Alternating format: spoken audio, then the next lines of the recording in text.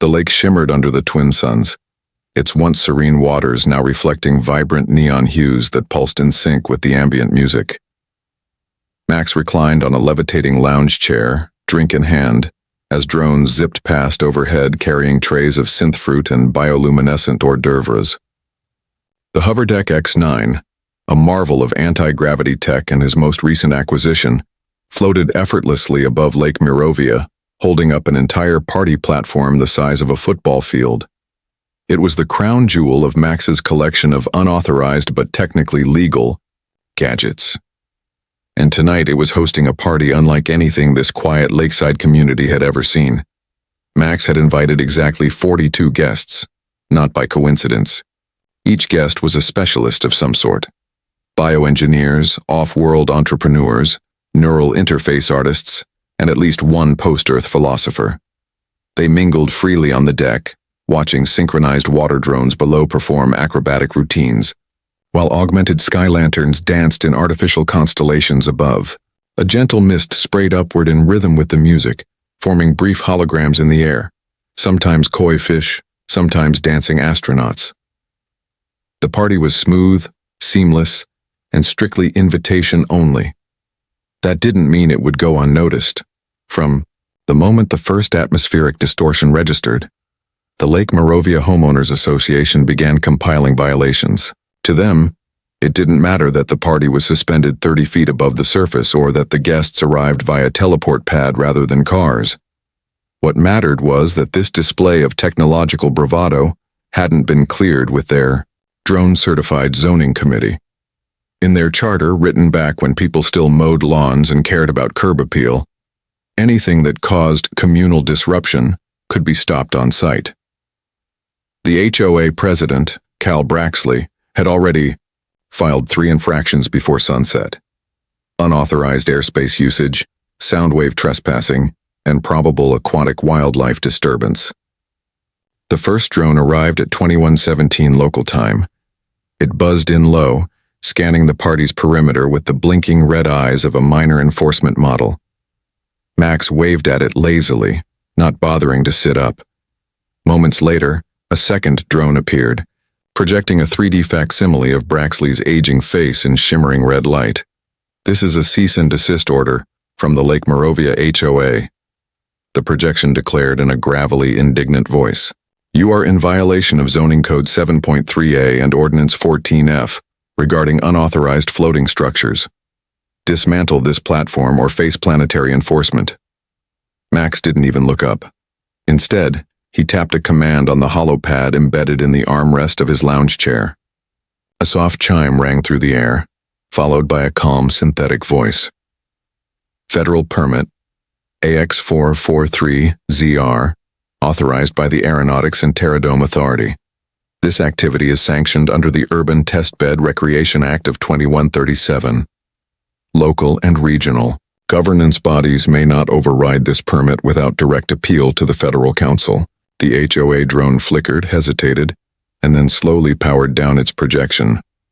Guests applauded lightly, raising glasses of glowing amber liquid in Max's direction. "Was that real?" someone asked, probably one of the newer guests, unfamiliar with Max's track record of daring legal escapades. Max smiled and finally stood, his solar jacket catching the last rays of sunset. "Oh, it's real," he said, pulling a small metal plaque from his coat pocket. He tossed it onto a nearby table, where it hovered upright and displayed a glowing seal. At the bottom of the permit, clear and unmistakable, was the signature of Director Juno Vallon, head of the very agency that oversaw atmospheric engineering and airspace protocol enforcement. The signature had been handwritten in quantum ink, which shimmered subtly in the low light, verifying its authenticity with each passing second. Far below, more HOA drones were gathering near the shore, probably calling for backup. But Max wasn't worried. Let them come. Tonight's party was just getting started, and this floating lake wasn't under their jurisdiction anymore. The morning after the party, the air was thick with tension, both literal and metaphorical. Lake Mirovia shimmered peacefully, but beneath that stillness, a digital war was already underway. Max sipped a nutrient-rich espresso blend from a collapsible, titanium mug as he watched his hollow display filter through a deluge of incoming notices. The Lake Morovia HOA had wasted no time. Over the course of the last 12 hours, they'd filed no fewer than 27 official complaints, some citing obscure sections of the original colonization charter, others referencing laws that hadn't been enforced since the Mars-to-Earth refugee wave a generation ago. Violation 14-C, atmospheric vibration disturbance during protected roosting hours. Citation 92B, unauthorized use of optical manipulation above zoned public waters. Emergency review request, presence of non-citizen biologicals without HOA vetting. Max scrolled lazily through them, amused. The HOA was clearly in panic mode. None of the complaints mentioned the permit he'd presented, the one with Director Juno Valen's signature, and that omission told him everything he needed to know. They were scrambling to find a loophole. Good luck with that. Outside, a soft hum echoed across the lake. The sound came from the approach of an official enforcement skimmer, a sleek black craft bearing both the planetary seal of the local governance enactment authority and the white-trimmed insignia of the homeowner oversight division. Max raised an eyebrow as it descended slowly, anchoring just above the water's surface before extending a polished titanium gangplank. 3 figures emerged, all clad in gray armor-weave suits, mirrored visors down. HOA enforcers, full deployment. How dramatic. Max met them at the deck's edge, a casual smile on his face, and the federal permit once again projected clearly above his outstretched palm. The lead enforcer paused, scanning it. His visor flickered as the built-in neural interface cross-referenced federal records. Permit verified, the enforcer intoned, his voice filtered through a resonance buffer. But questions remain. Don't they always? Max replied. One of the other enforcers stepped forward.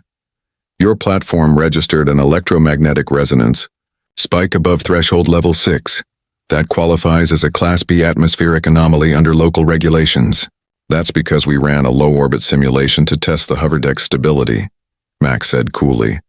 I logged that in my notice to the FAA, which I might remind you was approved and signed off on. I'm sure you saw who signed it. The lead enforcer paused again. We're aware of the authorization, he said cautiously, but the HOA has petitioned the Planetary Environmental Council for an emergency injunction based on regional eco-stability claims. They're attempting to suspend the permit pending further review. Max chuckled. That's adorable, but as of last month, PEC jurisdiction doesn't apply to airborne recreational structures under 100 meters unless they directly interfere with migratory patterns or emergency relief routes. This platform was 34 meters up. I did my homework. He gestured casually toward the center of the floating deck, where a small tower pulsed with a soft blue light. Also, my friends and I installed a resonance dampener calibrated to protect local fauna. You're welcome to run diagnostics. The third enforcer finally spoke up, sounding almost impressed. Your application had a security clearance. Tag, she said. Level crimson. We've never seen that on a civilian permit. Max shrugged. Let's just say I know people who owe me favors, and I test things for organizations that don't like drawing attention. This was just a party, for now. The lead enforcer glanced at his colleagues. We'll file a deferral. You remain within your rights, but you should be aware. HOA President Braxley has escalated to central dispute arbitration. If this goes further, they may request a planetary magistrate. Let them, Max said, stepping back and folding his arms. Because the further this goes, the higher it climbs, and the more people in high places remember who authorized this experiment. The enforcers exchanged a look, then silently turned and retreated to their skimmer. As the craft lifted off, Max's smile returned. This wasn't over, not by a long shot, but he was playing a much bigger game than the HOA understood, and Braxley had just made a very public mistake. Calling in law enforcement had only elevated the party into a federal spotlight. Now it was time for Phase 2. The arbitration hub was a silent monolith hovering 400 meters above the lake, cloaked most days by light-bending camouflage, unless summoned into visibility for high-profile disputes. Today, it shimmered like a translucent cube of frozen lightning, impossible to ignore. Max watched from the deck of the hover deck X9 as its illumination fractured the sky, sending ripples of prismatic light across the water. So much for staying low-key. He wasn't surprised it had come to this. The HOA's escalation was textbook Braxley: overreach, panic, and appeal to bureaucracy. What Braxley didn't know, or couldn't possibly grasp, was that this dispute wasn't about zoning laws anymore. Not since the moment Director Juno Valen's name entered the conversation. Not since this party became something far more interesting. Hoverdeck X9 wasn't just a novelty. It was the prototype of a revolutionary system under the Sky Directive, a project still buried under layers of government clearance, designed to test the viability of semi-autonomous airborne urban infrastructure. In short, floating cities. Leisure platforms were the soft launch, disguised as elite social experiments and luxury showcases, but they were always about more than fun. Max turned to Anya, his systems liaison, who had just arrived via a low-orbit shuttle disguised as a catering drone.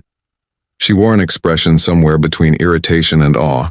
"They called for arbitration," she said, setting down a case full of encrypted cores. "We have half the council's attention now." "Good," Max said. "I was starting to think no one cared." Anya raised an eyebrow. "You sure you're ready for this to go official? Once arbitration begins, your entire test bed goes under review. And if Braxley leaks your guest list..." Max gave a small shrug.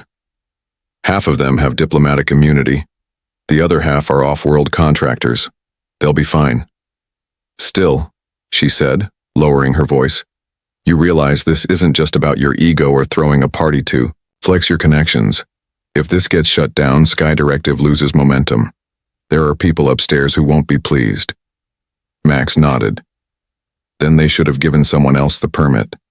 But they didn't. They gave it to me, and I'm not letting some glorified lawn committee dictate the future of orbital urbanism." A chime echoed from his wristcom. Arbitration was commencing. In a blink, a three-dimensional hologram appeared above the deck. 5 rotating avatars, the Arbitration Council's temporary proxies, flickered into form. Braxley's image appeared. Beside them, projected in full regalia, emerald sash, HOA badge, and a bitter scowl that practically radiated indignation. "This floating contraption," Braxley began, "violates no fewer than 12 subsections of local ordinance and presents an environmental threat to Lake Moravia's carefully balanced ecosystem. We demand immediate deactivation." One of the council avatars interjected, "We have already reviewed the environmental data. All emissions, resonance output, and fauna interference remain within permissible federal limits. Additionally, the platform is powered by an independent gravitational sink node, not terrestrial resources." Braxley stiffened. "And the fact that it operates in open airspace without community approval," another avatar responded. "Per Directive 1437B, open airspace above non-restricted freshwater bodies is federally managed and accessible for authorized experimental deployment." Max smiled politely. "If I may, Council, this isn't merely a party platform. This is a proof of concept for scalable airborne architecture designed to support future disaster relief hubs, floating clinics, even intercity sky transit. It's not just about recreation, it's about resilience." A pause followed. Braxley sputtered, his mouth twitching like a code loop caught mid-crash. "You've hijacked our lake for a federal stunt." "No," Max said evenly. "I've hosted a demonstration on federal airspace. Your jurisdiction never extended vertically. You just assumed it did." The council avatars conferred silently. Finally, the lead proxy issued a verdict. Arbitration concluded. Permit stands. Any further challenges must be filed through planetary judicial hierarchy. Dismissed. The holograms vanished. Anya exhaled. "That's a win." Max grinned. "No," he said, looking toward the horizon. "That was the tutorial. Now the real game begins." The council chamber dissolved into light, leaving Max standing in the quiet hum of the hoverdeck's central command hub. The arbitration had gone better than expected. Not that Max was ever uncertain. The permit had held. The law for once was on the side of innovation. But the true storm was just beginning to form. Braxley wouldn't back down. People like him never did. And now that Sky Directive was in the open, however thinly veiled, the stakes had shifted. Max turned back to the control panel. The blue glow from the deck's central grav core pulsed in steady waves like a heartbeat for the platform. But deep beneath that simple interface lay layers of encrypted firmware, each tied into one of the project's higher protocols. One of those was labeled simply Sky Directive Phase 2. It was still locked. For now, Anya returned with 2 more technicians in tow, both of whom were wearing adaptive camouflage cloaks that shifted colors to match the lake's reflection. "You'll want to see this," she said, holding up a data tablet. Max took it. A file was open on the screen, tagged with a high-level security clearance Crimson Protocol, the kind reserved for defense operations and black-budget science. The file displayed video footage, fuzzy at first, then sharpening into clarity. It showed Braxley at a private meeting with a delegate from the Planetary Sovereignty Front, a rogue political faction known for opposing Earth federal expansion. Worse, they'd been classified just months ago as technological isolationists, people who'd rather destroy emerging infrastructure than let it fall into centralized control. "He's not just upset about his shoreline view," Anya said. "He's been pushing back against federal programs for years. This isn't about the lake, Max, it never was." Max stared at the footage. "Then he's a bigger threat than I thought. He's not fighting to keep things local. He's trying to sabotage Sky Directive before it takes off, literally." She nodded. "There's more. We traced the override signal that tried to jam the hover deck's stabilizers last night. It came from one of the HOA's comm towers. The attempt failed, but it wasn't random interference. They were testing a takedown protocol." Max's stomach turned. Braxley had gone from petty bureaucracy to active interference with a federal experiment. That changed everything. "I want full surveillance on the HOA grid," Max said quietly. "And I want Phase 2 activated. Tonight." Anya looked uncertain. "You sure? Once we bring Sky Directive online, we'll have federal observers everywhere. You won't be in charge anymore." "I was never in charge," Max replied. "Just the one holding the keys until the real pilot showed up." He crossed to the panel and placed his palm on the biometric scanner. The system whirred, then beeped. A vertical column rose from the deck's core, revealing an obsidian black sphere suspended in mid-air by magnetic bands. Around it, thousands of micro-drones stirred, flickering to life like awakened bees. This was the heart of Sky Directive, a decentralized AI system designed to manage mobile cities in the upper atmosphere. Its first true test was supposed to happen months from now, but time, as always, was a luxury Max didn't have. A quiet voice spoke behind him. "I see you're finally activating it." Max turned. Standing there in an unmarked uniform and travel-worn boots was Juno Valen herself, director of the Aeronautics and Terradome Authority, and the woman whose signature had shielded Max thus far. Her silver-gray hair was tied back, her eyes sharp as ever. "You came in person," Max said. "Braxton's playing a dangerous game," she replied. "He's triggered attention from factions we hoped would stay dormant. And if he keeps pushing, he might expose Phase 3. Max exhaled. "I didn't think it would escalate this fast." Juno stepped forward, placing her hand beside his on the activation column. Together they watched the drones form a slow-moving lattice over the platform. "It's time," she said. "Let's take this to the sky." The morning light broke across Lake Morovia, but the sky above it no longer belonged to the planet. The floating platform that once looked like a novelty party deck had transformed overnight into a fully operational atmospheric base. Swarms of stabilization drones created shimmering hexagonal fields around the perimeter, while long, translucent sails extended from the edges like wings, catching ionized particles and solar radiation to maintain equilibrium. Hoverdeck X9 was no longer a prototype. It was a launch pad. Max stood at the highest tier looking out over the shifting lake surface below.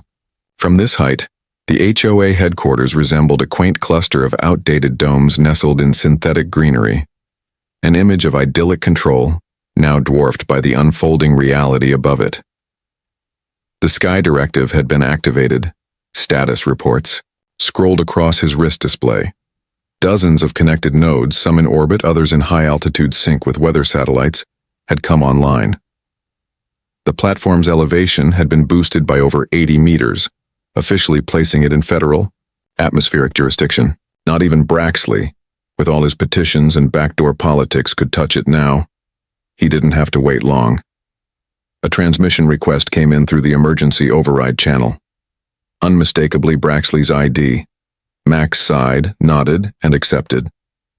Braxley's face flickered into view, veins bulging in his temples, his voice strained with fury.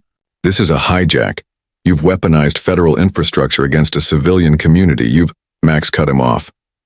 "You tried to crash the platform, Braxley. You sabotaged stabilizer signals. You brought in the planetary sovereignty. Front. You don't get to play the victim now." They were consultations, nothing illegal. Max stepped aside so the camera could capture the full view behind him. Dozens of engineers, tech specialists, and diplomatic observers moved in coordinated motion around him. A projection of the solar belt hovered over a command console. A red icon marked Morovia, now tethered to several other orbital test platforms across the planet. Sky Directive wasn't a rogue experiment. It was the beginning of a grid, one designed to revolutionize everything from transportation to climate resilience. Consultations don't involve encryption scramblers and suborbital jammers, Max said. "You crossed the line, and now you're irrelevant." Braxley seethed. "You think the council will protect you forever? There are still courts. I can escalate to the Planetary Senate, to the Colonial Oversight Committee." Max gave a faint, knowing smile. "Do that. Ask them who drafted Sky Directive. Ask them who signed it into federal charter 5 years ago, sealed under emergency climate acceleration protocols. Spoiler alert, it was your boss." Braxley blinked. "Juno Vallon," Max continued. "Remember her? Your old mentor? Your signature? Authority on every zoning document you've ever filed? She co-authored Sky Directive. The permit wasn't just legal, it was a test to see how resistance from localized authority structures would manifest. You were the variable." Braxley fell silent. "You failed, by the way," Max added. "Spectacularly." The connection terminated. Max exhaled, finally feeling the weight of the last few days lift slightly from his shoulders. Juno appeared beside him, watching the cloud layers shift as the platform ascended a few more meters. "He'll keep pushing, maybe not directly, but through proxies." "Then we keep climbing," Max said. "Let them chase shadows." Anya approached with a fresh report. "Phase 3 is clear. We're green for city node calibration." Juno nodded. "Then let's move forward. Time to show them what uplift really means." Below, the HOA neighborhood was still waking up. Sprinklers ticked on. Domestic drones cleaned solar panel roofs. People sipped synthetic coffee, unaware that the airspace they lived under had become the first official zone of a new civilization model, one not tethered to the ground nor ruled by neighborhood councils. Max stared into the sky, where other hoverdecks would soon rise to meet them. The age of grounded authority was ending, and it had all started with a floating lake party.